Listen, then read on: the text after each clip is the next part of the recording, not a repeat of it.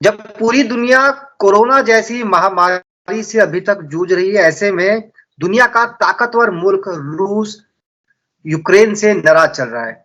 नाराजगी भी इतनी ज्यादा कि रूस यूक्रेन बॉर्डर पर करीब 1 लाख से ज्यादा रूसी सैनिक तैनात है। इतना ही नहीं, दोनों सेनाओं के बीच 20 से 25 किलोमीटर की दूरी है। क्या रूस और यूक्रेन के बीच जारी तनातनी कहीं पूरी दुनिया को तीसरे विश्व युद्ध की तरफ तो नहीं धकेल देगी? इतना ही नहीं, इस स्थिति में अगर युद्ध जैसी संभावना बनती है तो भारत की स्थिति क्या होगी? इसी मुद्दे को लेकर बातचीत करेंगे। आज हमारे साथ है पूर्व राजदूत जितेंद्र त्रिपाठी जी। कई मुल्कों में काम करने का अच्छा खासा अनुभव सर आपके पास है। आपसे जानेंगे कि अगर स्थिति बिगड़ती है, वैसे बिगड़नी नहीं चाहिए, लेकिन अगर बिगड़ती है तो किस तरह के हालात बन सकते हैं? सर बहुत बहुत स्वागत है आपका पंजाब केसरी ग्रुप में। धन्यवाद। देखिए, ऐसा है कि जहां तक मेरा विचार है कि स्थिति बहुत ज्यादा बिगड़नी नहीं चाहिए। ये अंदेशा हर बार किया जाता है जब ऐसे दो महाशक्तियों की, जो बड़ी ताकतों की, जो आमने सामने जो हो जाती है, जैसे रूस और अमेरिका यूक्रेन के मामले में अभी हुए हैं। तो ये कई बार इसका अंदेशा होता है कि शायद ये तृतीय विश्व युद्ध की ओर जा रहा है।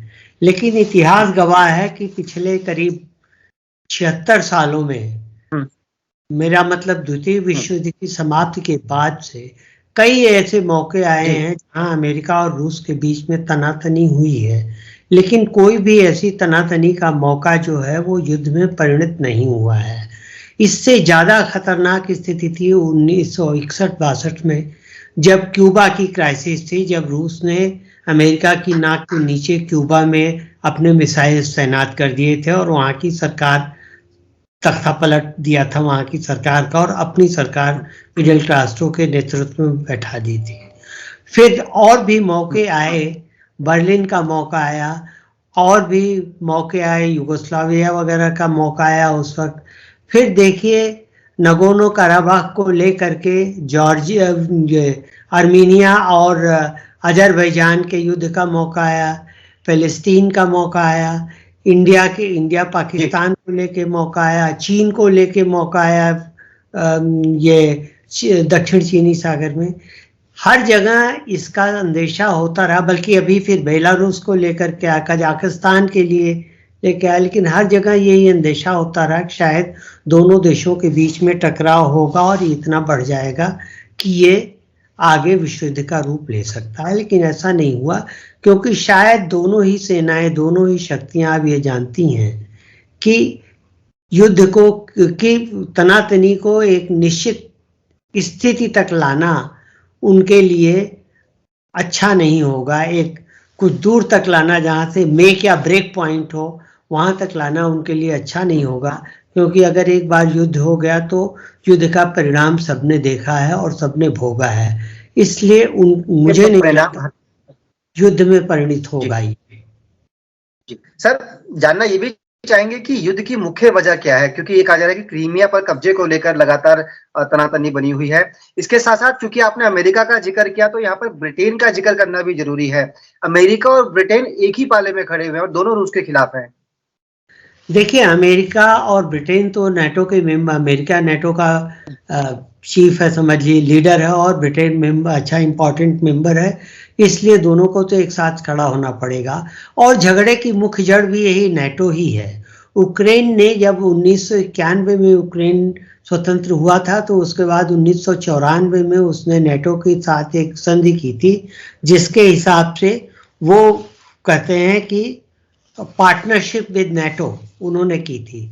तभी से वो रूस की आंखों में खटक रहा है, क्योंकि सोवियत रूस के विघटन के बाद रूस अब CIS में रूस के बाद यूक्रेन ही सबसे बड़ा देश है, जो कि 6 लाख किलोमीटर और 4 करोड़ लोगों वाला देश है। तो और इसके नेचुरल रिसोर्सेज भी काफी हैं। इसकी दक्षिणी सीमा काला सागर से मिलती है, जहां से ये मतलब शक्ति के स्रोत जो हैं, ऊर्जा के स्रोत, वो भी जहाँ से यूरोप की ओर घुसते हैं, तो ये बहुत ही महत्वपूर्ण हो जाता है दोनों के लिए। इसीलिए अमेरिका के नेतृत्व में नाटो और ब्रिटेन वगैरह ये चाहते हैं कि रूस की पूर्वी पश्चिमी सीमा पर जहाँ तक हो उसके नज़दीक पहुँचा जाए, ताकि किसी भी थ्रेट की अवस्था में रूस को डायरेक्टली उसके थ्रेट को निगेट किया जा सके, न्यूट्रलाइज किया जा सके। उसके ठीक विपरीत रूस ये नहीं चाहता कि नाटो की सेनाएं या नाटो की उपस्थिति उसके पश्चिमी बॉर्डर पे हो। इसीलिए आपने देखा बेलारूस में, कजाकिस्तान में, और इसी के साथ साथ आपने देखा वहाँ क्या कहते हैं अभी यूक्रेन में, रूस ये नहीं चाहता है। और इसीलिए बार बार रूस ये कह रहा है, अभी हाल में जब व्लादिमीर पुतिन ने भी जब 2 मांगे, महत्वपूर्ण मांगे अमेरिकन राष्ट्रपति के समक्ष रखी, उसमें ये था कि नाटो को रूस के पश्चिम से हटाया जाए, मतलब नाटो को यूक्रेन की सीमा से दूर किया जाए। नाटो, इसका मतलब ये कि यूक्रेन को नाटो का मेंबर न बनाया जाए, और दूसरा कि अमेरिका की सेनाएं यूक्रेन के पश्चिम से, जहां पर लैटविया और एस्टोनिया वगैरह देशों को साथ में लेकर के बाल्टिक की सेनाओं को अमेरिका ने सचेत रहने को कहा है, तो वहां न हो। और ये दोनों मांगे अमेरिकन राष्ट्रपति बाइडेन ने नहीं मांगी है, जो कि उम्मीद की जा सकती थी कि ये दोनों ही मांगे वो नहीं मानेंगे। तो ये तो मुख्य कारण यही है। सर, अगर रूस हमला करता है यूक्रेन पर, हम मान के चलते हैं, तो क्या अमेरिका को यह भी डर रहेगा कि अगर रूस ने यूक्रेन पर कब्जा कर लिया तो वो यूरोप की महाशक्ति बन जाएगा, और ऐसे में चीन को भी शय मिलेगी, चीन ताइवान को भी अपने कब्जे में आसानी से कर लेगा? देखिए अमेरिका और ब्रिटेन जी अमेरिका का गेम प्लान ये है कि रूस और चीन का जो गठबंधन है उसको कमजोर किया जाए। इसीलिए चीन और रूस दोनों के खिलाफ सैंक्शन लगाया हुआ है, और इसीलिए बाइडेन ने अभी ये भी कहा है कि अगर रूस को कुछ करता है तो रूस के खिलाफ हम सैंक्शन बढ़ा देंगे, मतलब कि डॉलर के टर्म में न्यूयॉर्क के एक्सचेंज, इंटरनेशनल एक्सचेंज के थ्रू कोई भी व्यापार रूस नहीं कर पाएगा। तो रूस की तो ये स्ट्रेटेजी, अमेरिका की तो ये स्ट्रेटेजी, इसके ठीक उलट नेचुरली चीन और रूस की ये स्ट्रेटेजी है कि अमेरिका के बढ़ते दबदबे को कम किया जाए, क्योंकि अगर ये कम नहीं होगा तो रूस और चीन दोनों के लिए खतरा होगा, और दक्षिण महासागर में भी होगा, ताइवान के लिए भी। ताइवान के लिए अमेरिका सोच रहा है कि अगर नहीं हम आगे बढ़े तो ताइवान के लिए खतरा होगा। तो ये दोनों ओर से शतरंज के मोहरे पर मोहरे चले जा रहे हैं। लेकिन निश्चित है, अमेरिका के राष्ट्रपति ने अभी भी कहा है कि अगर रूस कुछ भी ऐसा करता है, देखिए पहले बाइडेन ने कहा था कि अगर कुछ रूस स्मॉल इंकर्शन करता है यूक्रेन में तो उसके कोई बहुत ज़्यादा इम्पोर्टेंस नहीं, हम बहुत ज़्यादा ध्यान नहीं देंगे। लेकिन बाद में जब सीनेट में और अमेरिका में चारों ओर से और अमेरिका के दोस्तों की ओर से हल्ला मचना शुरू हुआ, तब अमेरिका ने कहा कि नहीं, अगर रूस अभी कुछ भी करता है यूक्रेन में तो इसका मतलब वो नया आक्रमण माना जाएगा, हम उसी की जबान में उसको उत्तर देंगे। तो ये अभी जिसको आप कहते हैं पोस्चरिंग या गीदड़ भभकी की बात हो रही है। आपने देखा कि बेलारूस में भी, कजाकिस्तान में भी काफी पहले ऐसे ही कुछ हुआ, लेकिन उसका कोई रिजल्ट नहीं निकला, मामला धीरे धीरे शांत हो गया। तो मेरे ख्याल से रूस के मामले में भी यही होना है। अब ये है कि रूस भी ढूंढ रहा है कोई मौका कि अपने पुराने खोए हुए साम्राज्य को चाहने का, फिर से वापस पास। हाँ, और चीन भी ढूंढ रहा है मौका कि चीन को जो बड़ी शक्ति बनने का सपना है वो पूरा हो, अमेरिका को दबाने का। जी सर, एक सवाल इसी से जुड़ा हुआ है। कहते हैं कि कभी जो पूर्वी यूक्रेन था वो पुतिन समर्थक हुआ करता था, लेकिन 2014 में रूस ने जब क्रीमिया पर हमला किया तो उसके बाद स्थिति बदल गई है। अब यूक्रेन के लोग रूस विरोधी सरकार को चुनते हैं। 2014 में हुए युद्ध में रूस ने यूक्रेन से क्रीमिया को छीनकर अपना कब्जा तो कर लिया, लेकिन अब वहां के लोगों में भी देशभक्ति की भावना कूट कूट कर भर गई है। आपको लगता है कि यूक्रेन इस स्थिति में है कि अपने बूते पर युद्ध लड़ सके अगर युद्ध होता है तो? देखिए, यूक्रेन में 77% आबादी यूक्रेनियन है और 17% आबादी रशियन है। और ये रशियन आबादी यूक्रेन के पूर्वी दक्षिणी पूर्वी ओब्लास्ट जिसको कहते हैं, वहाँ प्रांतों को ओब्लास्ट कहा जाता है, कई प्रांतों में, मेरे ख्याल से 15 या 16 प्रांतों में है। और यही ओब्लास्ट वो थे कि जब 2013 में, जब 2014 की शुरुआत में वहाँ के राष्ट्रपति को हटा दिया गया था एक जन आंदोलन के जरिए, जिसको कि यूरो मैदान का आंदोलन कहते हैं, या जिसको ये कहते हैं एजिटेशन ऑफ प्रेस्टीज, उसके जरिए उनको हटा दिया गया। इसलिए हटाया गया कि नेटो में आने के लिए यूक्रेन के साथ जो प्रक्रिया थी उसको उन्होंने स्थगित कर दिया था। और इसलिए जो यूरोवादी थी, यूरोपियन संघ के समर्थक थे, उन्होंने आंदोलन किया। 3 महीने के आंदोलन के बजाय जब उनको हटा दिया तो इसके विरोध में आंदोलन हुआ। और वो कहाँ से हुआ? वही यूक्रेन के उत्तर पूर्व के ओब्लास्ट में, जहाँ की रूसियों की आबादी ज्यादा है, वहीं से ये आंदोलन हुआ।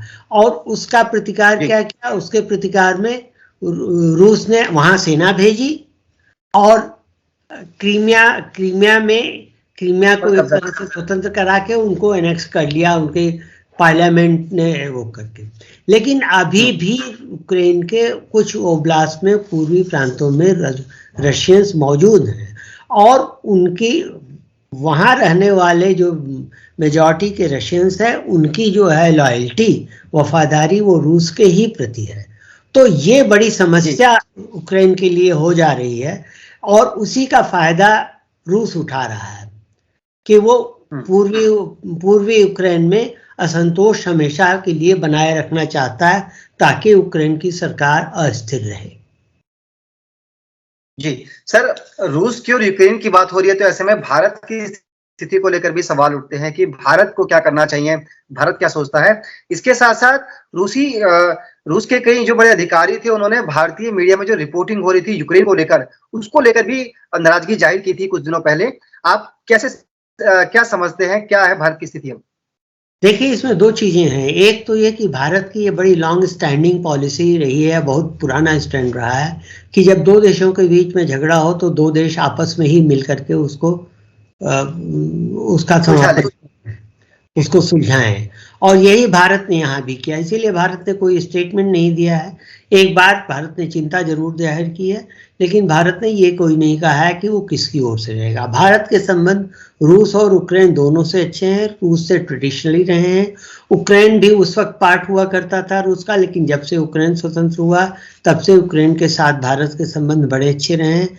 विदेश व्यापार भी बढ़ा है। अभी आप देखिए कि 2019 तक के आंकड़े जो हैं उसके हिसाब से $216 मिलियन हमने वहां भेजा, और उस साल, और हमने $2,524 मिलियन के सामान वहां से लिए। मतलब $2 अरब के सामान हमने वहां से लिए। हम वहां से ज्यादा आयात कर रहे हैं। और अभी करीब 10,000 के करीब हिंदुस्तानी छात्र जो हैं वहां मेडिकल में पढ़ रहे हैं यूक्रेन में।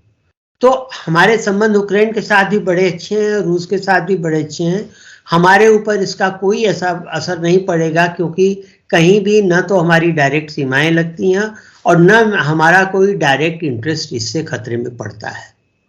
सर, कहा जाता है कि रूस भारत का पुराना मित्र रहा है। अगर आगे चल के स्थितियां बिगड़ती है तो एक तरफ अमेरिका और ब्रिटेन जैसे शक्तिशाली देश होंगे, दूसरी तरफ भारत का पुराना मित्र रूस खड़ा होगा। तो ऐसे में भारत का स्टैंड कहीं ना कहीं तो भारत को भी क्लियर करना पड़ेगा। नहीं, देखिए, भारत का स्टैंड हमेशा यही रहा है और यही रहेगा ही कि हम दोनों देशों में से किसी के साथ किसी का पक्ष नहीं लेते। यही देखिए, आपने आर्मीनिया और अजरबैजान में भी देखा कि हमने साफ कह दिया था कि दोनों अपने झगड़े को सुलझाएं। हम इसका ये प्रस्ताव करते हैं, दोनों झगड़े अपने शांतिपूर्ण ढंग से सुलझाएं, बायलैटरली, द्विपक्षीय रूप से। लेकिन हम इसमें कहीं भी हस्तक्षेप नहीं करते, या हम इसमें कहीं भी किसी के साथ नहीं होना चाहते। और ये अमेरिका भी जानता है, रूस भी जानता है। क्योंकि देखिए, हम रूस के साथ हमारी दोस्ती है, लेकिन हमने रूस से S-400 लिया है। अमेरिका की नीति है कि S-400 लेने वालों देशों के खिलाफ सैंक्शन कर दे। अपने ही नाटो सदस्य तुर्की के खिलाफ अमेरिका ने सैंक्शन किया है, लेकिन भारत के खिलाफ नहीं किया है। अभी हाल में ही बयान आया था कि भारत को कुछ छूट दी जा सकती है। इसी तरह से हम अमेरिका से जो हथियार ले रहे हैं या हमारे अमेरिका के साथ संबंध जो हैं, उससे हमारे रूस के संबंधों पर कोई असर नहीं पड़ेगा। ये डिहाइफेनेट हो चुके हैं दोनों के संबंध, अलग अलग दिशाओं में, अलग अलग प्लेटफॉर्म पर, अलग अलग प्राथमिकताओं के साथ।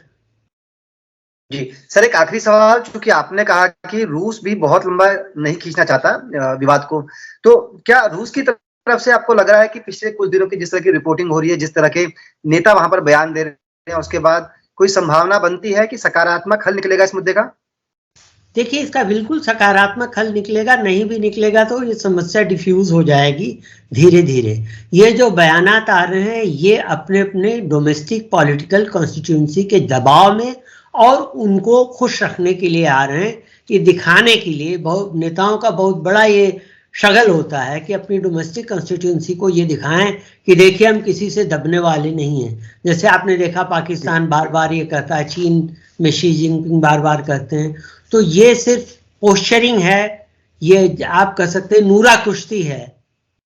हाँ, जिसको कि बस दिखाने के लिए कि हाँ हम आपसे बड़े हैं, हम आपसे ज्यादा ताकतवर हैं, और बाद में सब एक जगह आकर के धीमा पड़ जाता है।